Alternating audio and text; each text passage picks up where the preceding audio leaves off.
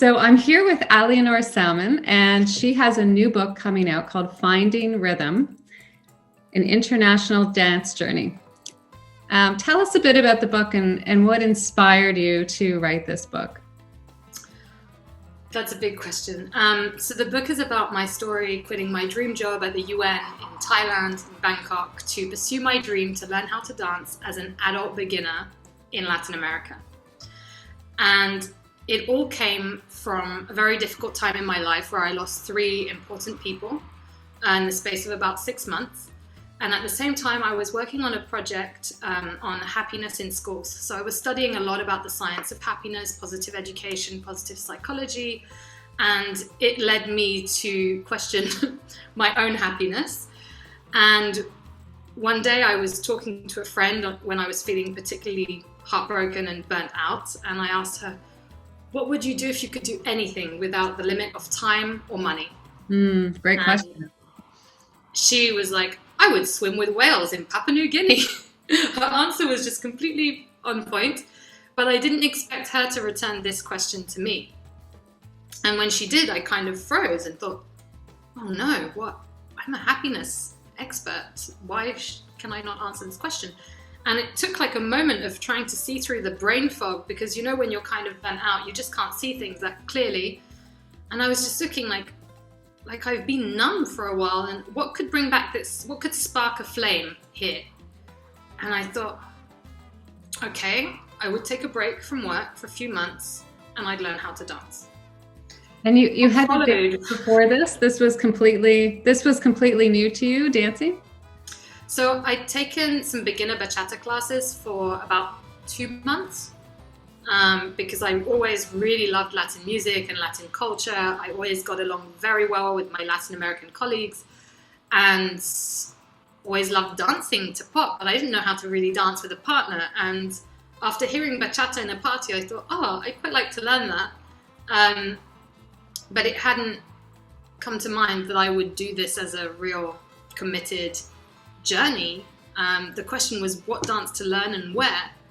And so every idea, I thought, okay, I've been learning bachata, I could go to the Dominican Republic because I want to learn it in its country of origin with locals. It's not going to be the same experience. Then I thought, but tango in Buenos Aires would be really nice. But okay, Rio Carnival is a must. It's been on my bucket list. Okay, if I'm doing all that, I need to learn salsa. Which type? New York style, Cali style in Colombia, or Puerto Rican style or Cuban style, all of them. And then it kind of became this dance itinerary while I was talking with friends, and gradually countries went added, and the intention was to travel to 8 countries over 8 months and learn 8 dances. Things don't work out as planned. 8 countries, or 8 dance destinations, because one is Puerto Rico, and the other was New York. 10 months, 18 dances. My goodness, you kind of overdid it. The thing is by talking with locals, they were like, but you need to learn this as well.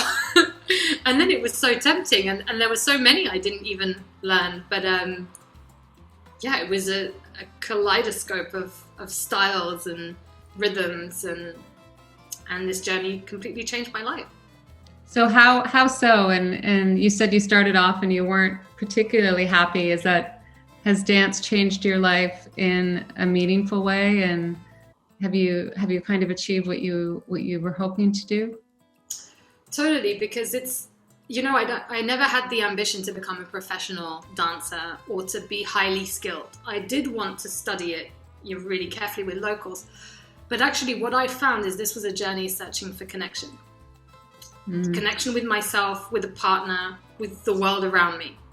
And by dancing with a local partner, I found it so incredibly human to visit a country and actually see life through their eyes, having to hold their hands, look them in the eye for the whole time of the song. And in a social dance, you have people coming that you would never usually meet as a tourist. And even I didn't have the issue of language barrier, but for people who don't speak the local language, dance is its own language. You can still communicate with a person without that. So in the end, what I got was this huge sense of human connection and empathy and tolerance and joy from just the smallest things, like playing a speaker with a song and just getting up and dancing in the street. That for me is what is meaningful, is the social relationships we build connecting to one another. Sounds beautiful. When is your book out, and have you received your first copy yet? So my book is on sale on the 16th of March, so in exactly 3 weeks, which is really, really exciting.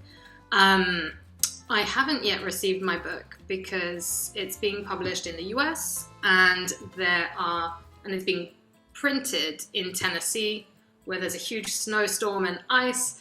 So I'm hoping that it will make its way to me very, very soon. But I'm letting it happen. I trust it will come here. Of all the places you've been to, is there a favorite, or a favorite dance even, that you would recommend to women to get started with, or a certain country?